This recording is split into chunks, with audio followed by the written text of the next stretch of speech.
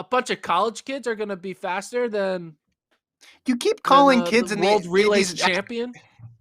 You keep calling athletes in the NCAA a bunch of college kids as if it's you and 3 of your dorm buddies at Johns Hopkins. This is the best athletes in the world. Hey, and it's international too. It's not even one country. You're getting the best people from the ages of 18 to 22, which if you're running a 4x4 and you look at the median age of how fast people run the 400, 18 to 22 is close to the sweet spot. So no, it does not. It will surprise me if someone runs a faster time than those college performances. Prove me wrong. I think a country should be better than a school. That's all I'm saying. No, you're a whole freaking country and you can't be better than a campus. Come on.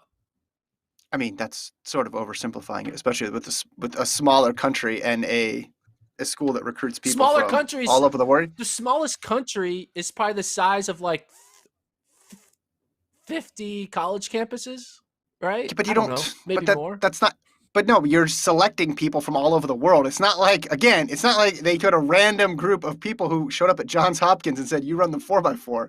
They're pulling people from all over the world to come to their campus. And where are you going, really? How many schools are you splitting the talent between, really, when it comes to the 100 and the 400 who are recruiting at that elite level, right? You're not seeing an elite 100 guy go to NAU, right? You're not seeing an elite. Well, I mean, it could happen. Don't criticize running with the boys.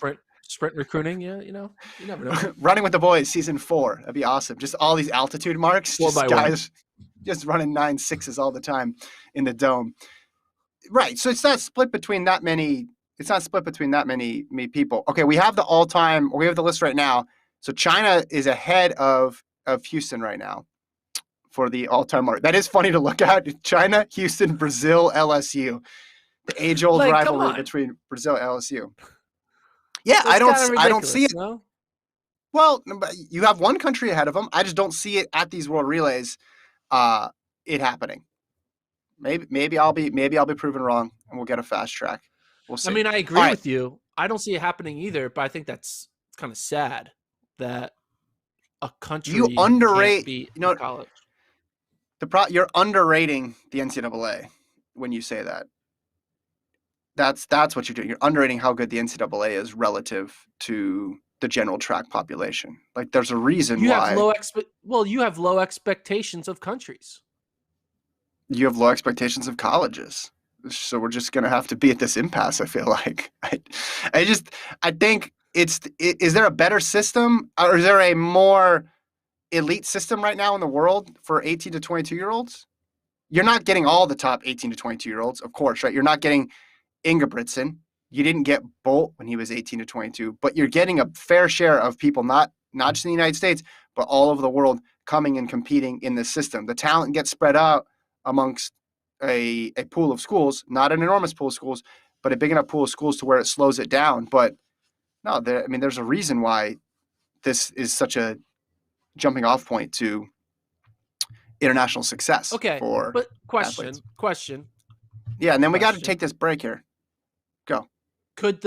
What place would the Baylor men's basketball team finish at the Olympic Games in basketball? I don't know. Do you idea of like a college going up against a country? Like the country of Spain's national basketball team would probably destroy Baylor, right?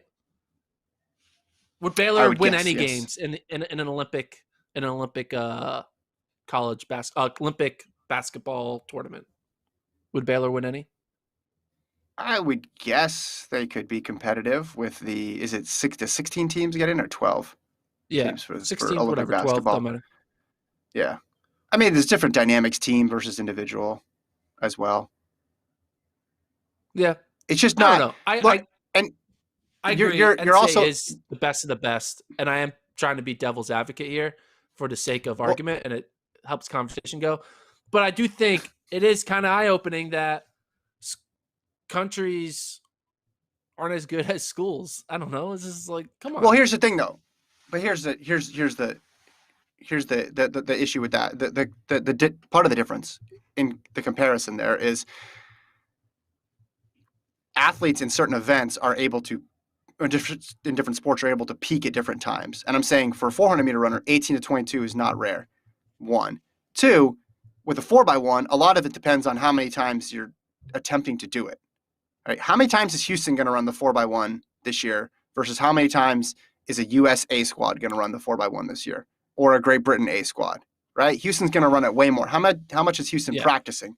It's a huge difference there too. Whereas Baylor basketball team and the Spanish basketball team are theoretically practicing as a team because they're not. There's no individual.